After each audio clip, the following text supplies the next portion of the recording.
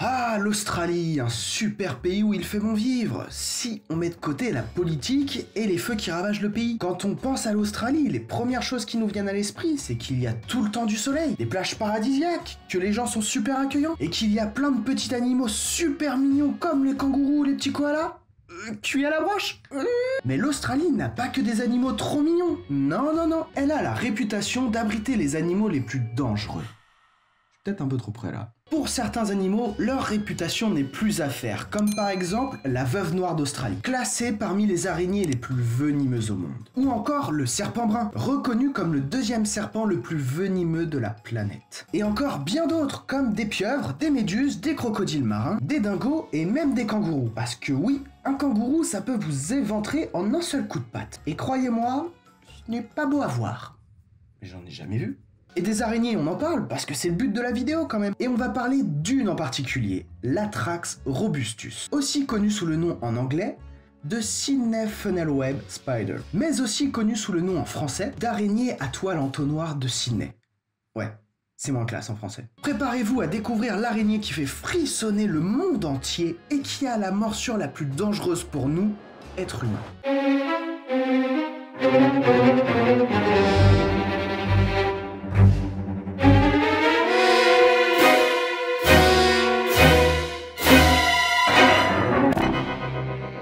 L'Atrax robustus fait partie de la famille des mygales, des grosses araignées, et plus précisément des atrax, qui est une sous-famille. Et dans cette sous-famille, on retrouve environ 40 espèces différentes, dont la nôtre. C'est pas génial ça? Hein les arachnophobes? Vous êtes là? Cette araignée vit principalement en Australie du Sud, proche de Sydney, comme son nom l'indique. C'est une araignée qui vit en campagne dans la nature, mais elle est aussi citadine. Très citadine. Elle adore les rues de Sydney. Cette araignée est particulièrement crainte car elle entre facilement dans les maisons, surtout par temps d'orage. Oh, je crois bien qu'il y a de l'orage dans l'air. Bon, et comme je le disais avant, c'est une mygale, donc une grosse araignée, une très grosse araignée. Puisque la femelle mesure environ 7 cm et le mâle 5 cm. Mais c'est pas la taille qui fait la dangerosité, et vous allez voir que le mâle est bien plus dangereux que la femelle. Si vous voulez les observer dans la nature, bon, bah déjà il va falloir commencer par prendre un avion direction l'Australie, mais vous pouvez surtout les trouver dans des cavités naturelles, comme des troncs d'arbres ou des espaces sous les rochers. Elle va construire son terrier avec sa toile en créant ce qu'on appelle un vestibule d'entrée, et elle attendra peinard juste derrière son entrée qu'une proie rentre dans son terrier. Et bam, elle la tue pour la bouffer.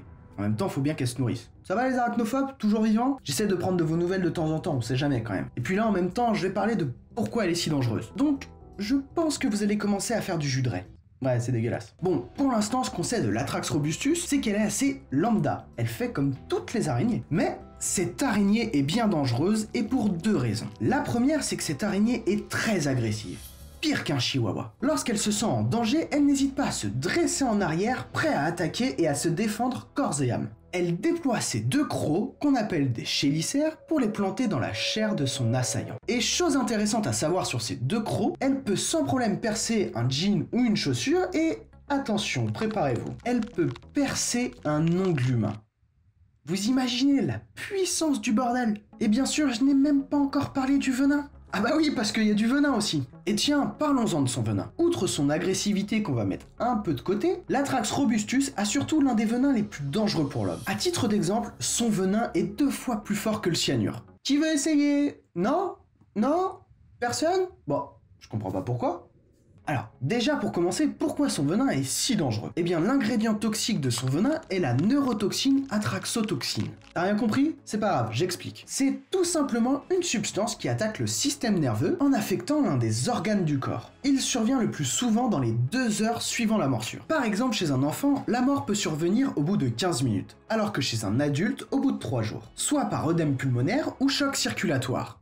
Ah, c'est plutôt rassurant. Et le pire dans tout ça, c'est que son venin est très peu efficace sur les animaux, sauf certains. Les primates, donc les humains et les singes. C'est fou ça. Elle a été créée spécialement pour nous. Après, elle est surtout dangereuse pour l'homme avec sa relative proximité avec nous. Pourquoi? Eh bien, pendant la période de reproduction, les mâles se déplacent à la recherche de partenaires pour faire leurs petites affaires. Ils peuvent alors rentrer dans les habitations et se cacher dans les recoins comme les placards. Et paf, ça fait des morsures. Et bien sûr, comme un malheur n'arrive jamais seul, le venin du mâle est bien plus puissant que celui de la femelle, jusqu'à 6 fois plus toxique. Là, vous avez de quoi avoir peur. Mais il n'y en a pas en France. Par contre, Il y a d'autres araignées dangereuses en France. J'en ferai peut-être une vidéo d'ailleurs. Bon, et pour vous donner un avant-goût de la morsure, parce que je sais au fond de vous que ça vous intéresse. Hein, les arachnophobes. Bon, et bah du coup, je vais vous décrire les symptômes de la morsure. Les premiers symptômes que vous allez ressentir, c'est la douleur de la morsure. Parce que oui, je vous rappelle que ces crocs font presque 1 cm. Et puis, vu qu'elle est très agressive, cette araignée, elle ne mord pas qu'une seule fois. Généralement, elle mord plusieurs fois, pour être sûre d'injecter son venin. Alors justement, le venin, c'est le deuxième symptôme. Lorsque l'araignée mord, elle n'injecte pas forcément de venin, ou elle n'injecte pas forcément une grande dose de venin. Donc, pas de quoi s'inquiéter. Après cette vive douleur de morsure, les symptômes secondaires surviennent 10 à 30 minutes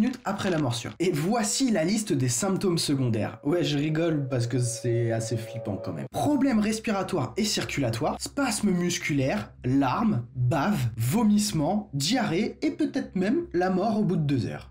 Rien que ça. Bon, après, pour un petit peu vous rassurer, parce que c'est quand même assez flippant, si l'araignée ne vous a pas injecté une grande dose de venin, les effets disparaissent au bout de quelques heures. L'Australian Reptile Park, situé près de Sydney, élève des Atrax robustus pour créer un antivenin. Elles sont justement élevées en captivité pour leur antivenin, qui sera d'ailleurs prélevé et envoyé à Seqirus. C'est l'organisme chargé de créer l'antivenin. Et pour vous donner une petite idée, il faut 70 traits d'Atrax robustus pour créer un antivenin. Je les imagine bien en train de traiter un minuscule truc.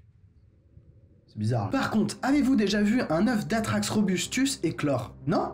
Allez, c'est cadeau. Par contre, arachnophobe, s'abstenir. Clairement. Sur les images, on voit un employé du zoo ouvrir une poche d'œuf contenant plus d'une centaine de petites Atrax robustus. Allez, il en reste encore 10 à ouvrir. L'antivenin s'appelle le Funnel Web Spider Antivenom. Ouais, je sais, mon accent anglais est pas terrible. Presque à chier. C'est une injection conçue pour aider à neutraliser l'effet du venin. Par contre, il n'est pas forcément utilisé à chaque fois. Si vous n'avez pas de symptômes, pas besoin de le prendre. Et fait étrange ou insolite, je sais pas. Il est fabriqué en immunisant les lapins contre le venin et en collectant ensuite la partie du sang du lapin pour neutraliser le venin. C'est un peu bizarre dit comme ça. Pauvre lapin. Après, tous les vaccins sont faits de cette manière. Bah ça donne pas envie. Bon, pour vous rassurer un peu, il y a eu très peu de morts humaines suite à la morsure d'une Atrax robustus. Il y a eu 15 décès enregistrés entre 1927 et 1980, en sachant que l'antivenin a été créé en 1981. On a juste recensé un seul décès en 2005. Donc franchement, ça va, y a pas de quoi chier une pastèque. Mais par exemple, chaque année, 30 à 40 morsures sont enregistrées. Et pourtant, seulement 100 injections ont été réellement nécessaires depuis sa création. Donc ça veut dire que l'Atrax robustus n'injecte pas son venin à chaque morsure. Bah oui, elle est pas trop conne, elle a compris qu'un être humain de 80 kg, elle allait pas le bouffer. Donc elle utilise son venin à bon escient. Elle réfléchit. Bref, si vous avez apprécié la vidéo, n'oubliez pas le pouce bleu, ça permet bien sûr à la vidéo d'être mieux référencée. Et si vous voulez soutenir la chaîne, abonnez-vous, vous serez même prévenu des prochaines sorties de vidéos. Et oui, et partagez un max cette vidéo pour faire grandir la meute. Je compte sur vous. Sur ce, je vous laisse reprendre vos activités et n'oubliez pas que la curiosité est un charmant défaut. Ciao!